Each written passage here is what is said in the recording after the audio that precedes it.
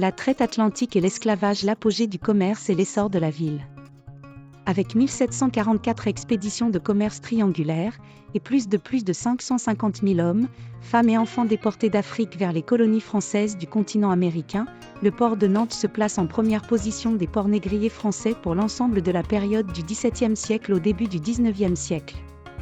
Nantes ne doit pas sa primauté à la durée de sa participation, mais à la densité de son activité dans ce domaine, avec l'organisation de 43% des expéditions négrières françaises, 5 à 6% de la traite atlantique européenne.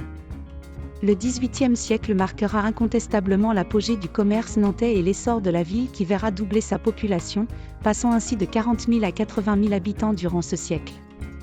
Le commerce triangulaire stimulera l'essor du commerce, en droiture, entre Nantes et les îles, puisque les négriers ne ramenaient au terme de leur circuit qu'une partie des denrées issues de la vente des esclaves dans les colonies de plantation, exigeant ainsi que d'autres navires viennent depuis Nantes pour en charger le surplus. Les denrées ramenées depuis les colonies dans le port de Nantes sont variées, sucre, café, coton et indigo, sont revendus avec de substantiels bénéfices, soit pour alimenter le marché intérieur français, soit pour approvisionner l'industrie locale en plein essor. Toute cette activité commerciale issue du commerce triangulaire générera l'essor du commerce maritime à l'intérieur du royaume et avec le reste du continent européen.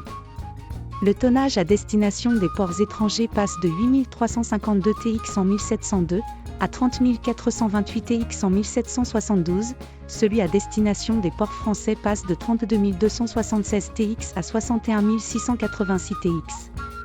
Écho d'Afrique, c'est l'information des cultures afro de Lyon et son agglomération.